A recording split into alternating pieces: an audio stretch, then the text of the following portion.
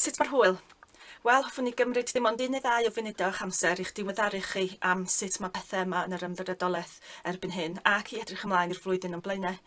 Dwi'n eistedd yma ar ddiwrnod niwlog o Euaf ar diwedd beth sydd wedi bod yn flwyddyn od iawn a chaled i bawb, ond yng Ngeiria Dafydd Iwan, dyn ni yma o hyd, ac gyda diolch ein staff, ein gwirfoddolwyr, ein aelodau a'n cefnogwyr. Mae hi wedi bod yn flwyddyn ansicr iawn yn ariannol i'r ymddiriedolaeth, ond erbyn hyn, dyn ni'n gobeithio ein bod wedi dod trwy'r gwaethaf ohoni. Ond un peth a ddaeth i'r amlwg yn gynnar iawn yn ystod y cyfnod o dan glo, oedd faint mae bobl a'i cymunedau'n gwerthfawrogi bywyd gwyllt ac gwario amser yng nghanol byd natur. Beth orau i wneud ar ôl ein cael ein gorfodi i arafu na cymryd amser i sylwi ar ein byd o'n cwmpas. I ni fel ymddiriedolaeth mi oedd hi'n bwysig i ni allu hylwyso bobl i ymgysylltu gyda natur, enwedig fel oedd bywyd yn cychwyn cyflymu eto. Mae'n gwarchodfeydd wedi bod ar agor i bobl drwy'r flwyddyn a dwi'n siŵr fel fi bod llawer iawn ohonoch yn gwerthfawrogi yr allu i'w mwynhau.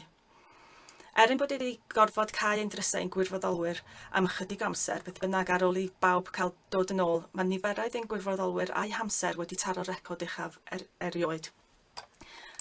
Yn edrych ymlaen i diwedd y flwyddyn ariannol ym mis Mawrth, mae gennym ni dal lwyth o waith yng ngwarchodfeydd gwaith Powdr, Chwarel Mynera a Marford.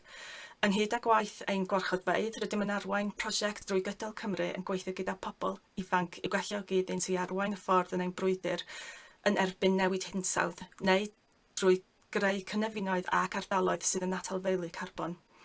Mi fyddwn hefyd yn edrych ar ein effaith ni ar newid hinsawdd fel rhan o rwydwaith o ymddiriedolaethau ym Mhrydain ac yn ymuno mewn dyluniad modd i leihau effaith ein hun. Mi fyddwn dyfalbarhau i gweithio i leihau effaith negyddol datblygiadau ar dir ac yn y môr, ac mi fyddwn yn dal i geisio cyflwyno yr afanc nôl i Gymru tra'n cwffio yn erbyn rhywogaethau estron yn y dyfrdwy. Tyfu coed yng ngalgylch yr Alwyn a Chwiler yn gweithio gyda ysgolion a chymunedau ac i gario ymlaen a chreu prosiectau newydd er les bywyd gwyllt a pobl dros Ogledd Cymru oll. Mae yna angen enfawr i benderfyniadau cryf i gael ei wneud gan y rheini sydd yn gallu dylanwadu polisi ac i lywodraethau chwarae eu rôl i'n gallu fel cenedlaeth i greu mwy o ardaloedd cysylltiedig ar gyfer bywyd gwyllt ar ran maint a nifer. Am rŵan, hoffwn gloi'r neges gan ddeud diolch i chi oll am eich cefnogaeth y flwyddyn yma a dymunwn blwyddyn newydd dda i chi gyd.